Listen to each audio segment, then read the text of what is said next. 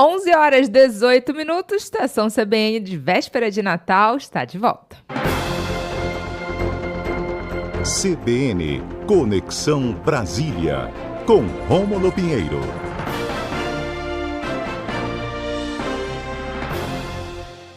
E o Rômulo Pinheiro está chegando aqui no Conexão Brasília de hoje. Vamos falar sobre reconhecimento pelo STF da existência de racismo estrutural no Brasil. Rômulo, bom dia para ti. Um prazer te receber hoje.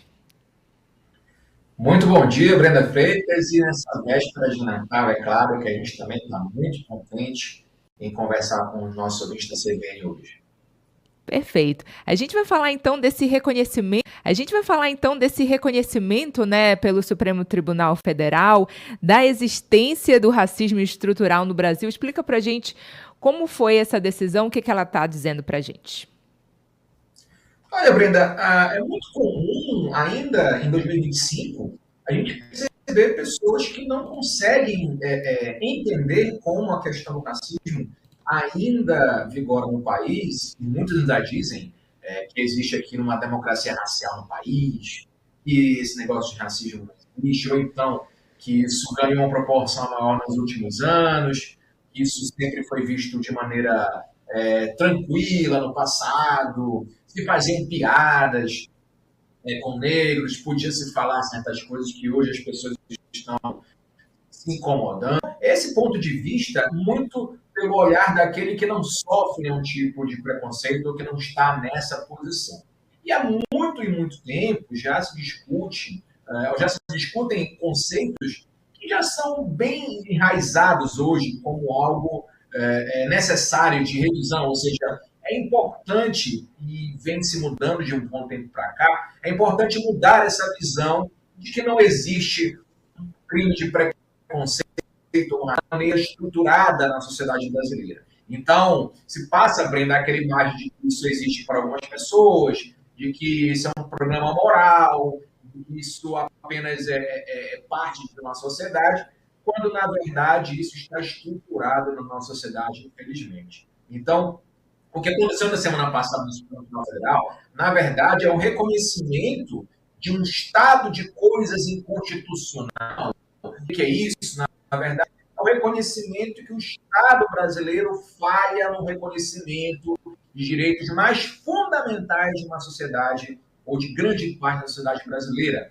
Pessoas sofrem preconceito, não somente de outras pessoas, de cidade, mas sofrem preconceito em razão de uma estrutura social armada desde o nascimento da nossa sociedade, estrutura social armada que não garantir o mínimo de condições para um grupo de pessoas que é extremamente considerável. Então, em resumo, Brenda, o STF entendeu que o Estado tem responsabilidade e o Estado vive numa situação na qual esse preconceito é estrutural, ou seja, sistematicamente, ou consciente ou não, mas sistematicamente posto numa situação na qual as pessoas são vítimas de discriminação. Então, essas coisas, ele passa por várias situações. Veja, Brenda, a questão do perfilamento social, racial, melhor dizendo. Quem nunca sofreu, digo das pessoas, vou dar exemplo das pessoas negras, por exemplo, quem nunca sofreu aí um enquadramento aí pelas autoridades na rua, ou então entrar numa loja, ser medido de cima a baixo, não ter sido atendido de maneira adequada. Então, você tem N exemplos de pessoas que sofrem com isso todos os dias, ainda hoje. Por exemplo, essa decisão do Supremo tem reverberação, ou seja, ecoa na forma como a polícia deve abordar muitas pessoas. Por exemplo, eu nunca, e aqui eu vou falar uma questão pessoal, Brenda, eu nunca sofri qualquer tipo de abordagem na rua. Eu nunca sofri qualquer tipo de abordagem preconceituosa numa loja. Eu nunca sofri o que será. Muito diz respeito, assim, à minha condição da cor, né? Então, pessoas, se você faz a mesma pergunta para outras pessoas, é claro que a resposta vai ser positiva, ou seja, que já sofreram discriminação, que já sofreram enquadramento aí pelas ruas, pela uma questão da cor da pele, por exemplo, a busca pessoal que a polícia faz nas ruas aí, né? Então, determinado tipo de pessoa, determinada forma como se veste, a cor da pele, cabelo, sim, isso é dado estatístico. Produz, sim, um tipo de preconceito nas abordagens policiais. Por exemplo, é a tal da fundada suspeita. Não acontece com outro grupo de pessoas.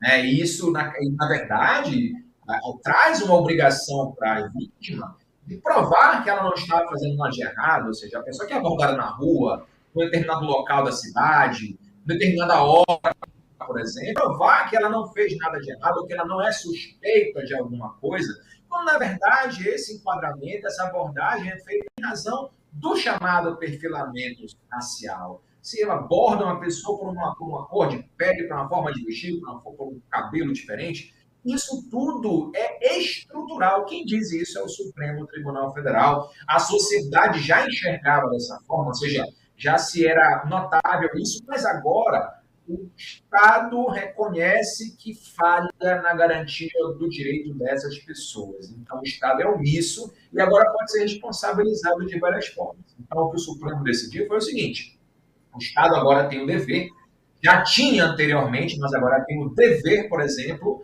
de responsabilizar os seus próprios órgãos na falha na garantia desses direitos. Então, os protocolos de abordagem devem mudar, as polícia civil, polícia militar, estimular seus manuais de treinamento para eliminar esse perfilamento racial. Não foi dito na decisão, mas os instrumentos de controle dessas atividades, como, por exemplo, as câmeras corporais nos membros da segurança pública, são importantes para identificar esse tipo de conduta equivocada. Agora, o Judiciário e o Ministério Público também terão deveres em rever sentenças que são discriminatórias em muitos processos. Por exemplo, o Estado tem o dever de promover o letramento racial. Tudo são trechos da decisão que a gente está trazendo aqui, ou seja, fazer com que esses órgãos da justiça tenham um maior entendimento no sentido da formação contínua desses magistrados, na questão de raça e racismo estrutural. Muitos julgadores não têm essa noção, ou quando têm, guardam, usam e acabam discriminando muitas pessoas em julgamentos. Agora também o Estado tem a obrigação de promover políticas de reparação, cotas raciais, pontos específicos dessas cotas. Isso tende a aprofundar ações afirmativas para equilibrar isso a longo prazo, porque isso muita gente questiona que o judiciário está sendo aí identitário, criando políticas de afirmação, e, na verdade, isso é um ponto de equilíbrio.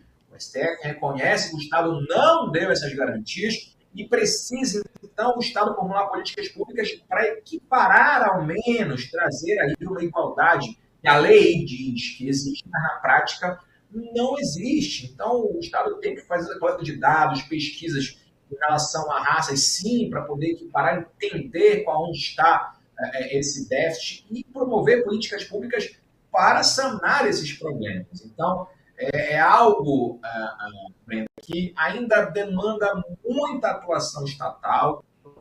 Na verdade, com essa decisão, está unicamente, antes que alguém diga que é o STF que está tentando roubar o espaço legislativo porque há um ativismo judicial muito grande. Pessoas que falam sobre isso, que usam esse argumento, elas são leigas, ou alguns que não deveriam produzir esses comentários, leigos, acabam produzindo sem conhecer que o Brasil, na verdade, é signatário de internacionais de defesa das pessoas nessas condições ou nessas situações. Ou seja, o Brasil ele assinou convenções internacionais sobre a eliminação de todas as formas de discriminação racial. É uma obrigação jurídica e legal que o Estado brasileiro assinou no passado, recente.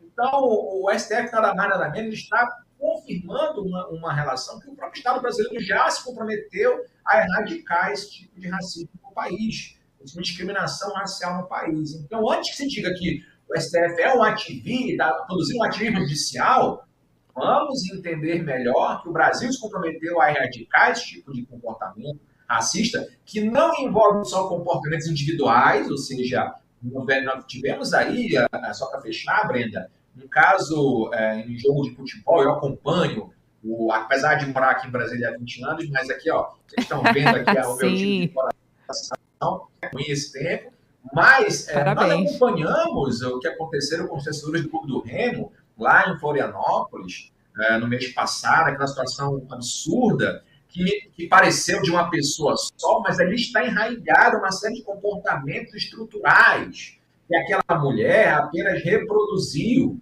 de maneira individual e teve suas consequências graves para ela. Muito bom que tenha tido acontecido aquilo contra ela, em razão do que ela produziu de discriminação. E a gente vê com frequência isso no futebol, né? Não é um comportamento individual, e sim de toda uma base estrutural, infelizmente. A gente tem que combater isso todos os dias, preconceitos, não somente de raças, mas de origem, de relações sociais, enfim.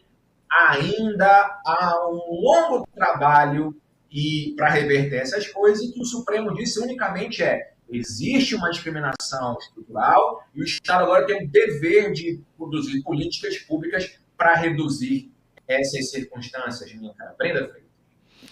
Rômulo Pinheiro aqui no Conexão Brasília de hoje, falando do reconhecimento pelo STF, da existência, assim, do racismo estrutural no Brasil. Rômulo, um grande abraço para ti, um Feliz Natal e muita saúde para tua família. Muito obrigado a todos, um Feliz Natal e até a próxima semana. Até a próxima semana. Agora, 11h29.